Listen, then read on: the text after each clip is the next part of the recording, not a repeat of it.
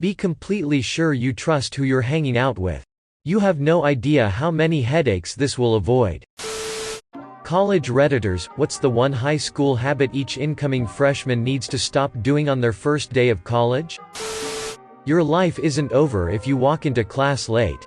Just calmly go in and take a seat. And don't walk to the front of the room and sit down. Sit at the back and be discreet about it. Giving a damn what your peers think about you. And having opinions about your peers based on trivial things, like whether or not they wear their varsity jacket. Also stop asking random people for a piece of gum when they take it out of their bag. Get your own gum. Don't shout out snide comments during class trying to get people to laugh. We don't care if that's what she said, we just want to learn. Yes, it will be on the test. If it's not on the test, you now know an amazing new fact to wow your friends with. You definitely need to study. If you had it easy in high school, it likely will not be that way in college. Even more important than studying, is going to every class. If you go to every class, you'll have an idea of the curriculum. You'll know what material they emphasized, what pages to read. If you don't go to class, it makes studying much harder. You'll miss material, you'll be confused, disoriented, and you won't be sure what to ask the professor. Long-distance relationship with high school girlfriend or boyfriend. Spoiler alert, you guys aren't going to make it work. Don't wear those stupid lanyards with the school name around your neck. I did this and thought it was cool. Then after a couple weeks I realized, everyone can tell you're a freshman immediately. Nothing is less cool than a freshman. Also, don't travel in a group of 15, stick to a few. You look like idiots. You can't masturbate whenever you want. You have to time it according to your roommate's schedule. This annoyed me to be honest, but I got through it. Now I've accidentally conditioned myself to get horny when I'm doing homework. The best time to study was also the best time to rub one out. Dorms suck. Now in an apartment, hopefully that will stop the conditioning. Telling people what you got on SAT, or ACT, or AP, or what have you. No one will care. Putting your phone on vibrate is not the same as putting your phone on silent. Everyone can hear your phone buzz. Everyone can also see you texting during lecture. Hiding your phone under your desk fools no one. Also, no one cares if you shoot a quick text out, as long as you're not sitting in the first few rows. Putting on makeup in the middle of class. No one cares anymore. Some people just drag themselves out of bed wearing a t-shirt and sweatpants. And, as a professor, I can tell you that this behavior is rude. Most of us will ask you to do this on your own time. Do not wear your Letterman jacket. Do not bring up your standing, awards, honors, achievements, unless you are asked. I hate it when I was in history and heard, in HS I was in AP classes and I thought blah blah blah. If you know the answer, don't showboat your past. No more raw dogging it, wear a condom. College campuses are STD infested. Good God. I know way too many people who got STDs. It's almost expected. Also get tested once a year even if you haven't been sexually active in said year. This is important for two reasons. One, there are a few STDs that you can get without having sex, and two, your last test could have been a false negative. Make sure you are getting full STD, STI, and that it includes HIV testing. I can't believe the number of people who don't do this. Edit, I probably wasn't as clear as I should have been. Get tested once a year if you haven't been sexually active. However, if you have multiple sexual partners, get tested more frequently. Also encourage your partners to get tested. If you're dating someone who refuses to get tested, or won't prove to you they are clean, get out of that relationship. Professor here. 1.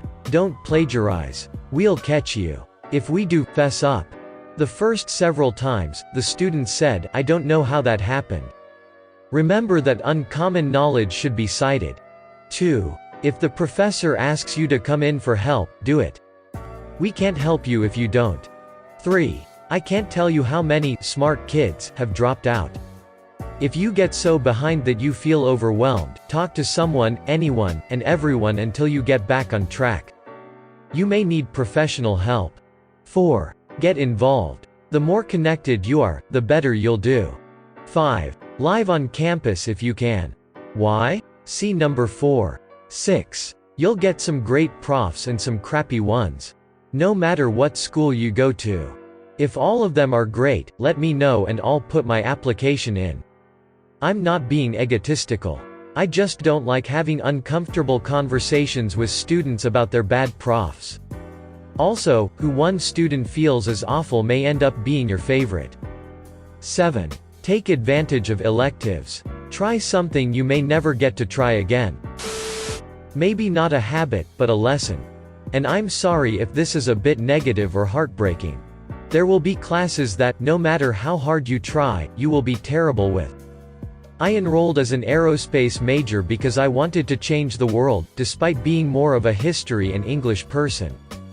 I, by some miracle, passed my second calculus class with a D. I had absolutely no hope with my third calculus class. I had a tutor, I went to study sessions, I went to office hours, I was housed with engineers.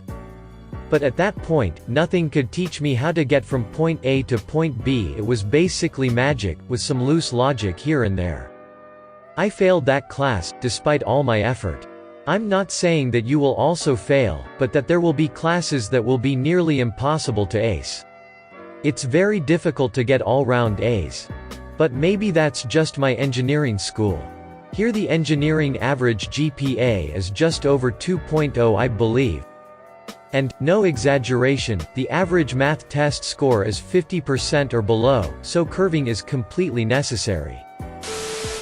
1. Be ready to change your major if you need to. What you actually do in a given field of study is often radically different than what you'd imagine. Had a friend go into physics, spent the last 2 years of his degree programming simulations. Switch early enough and you won't have too many headaches. 2. You can sneak into other classes. No one is going to stop or even notice you. Do this a lot, and you'll eventually be able to talk about just about anything. 3. Use the library. Steal from databases. Outside of college, knowledge is expensive and libraries are sorely underfunded. 4. Most clubs are kind of attend anyway. Catch a couple club members outside of the meetings, get a couple drinks in them, and you'll probably get something closer to what you were looking for. 5. Even if you're living off your folks, if you can swing a part-time job, get one. Having a bit of scratch makes having a social life a lot easier, and it's going to stay that way after you graduate, regardless of how cozy you are. Having a social life makes having an intellectual or professional life a lot easier, too. The right friends can do wonders for your academic performance. Making up excuses to a professor if you miss the due date for an assignment. It isn't that they aren't listening, it's that they simply will not care. One time, I was late to a final for my sociology class. Like, half a day late. My professor was a hard ass about timing and schedules. Even if you showed up 10 minutes late to lecture, he wouldn't let you in the room.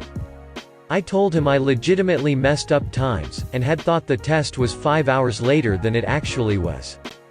He let me take it, but he took 20 points off the top. Turns out your parents were right, telling the truth works way better.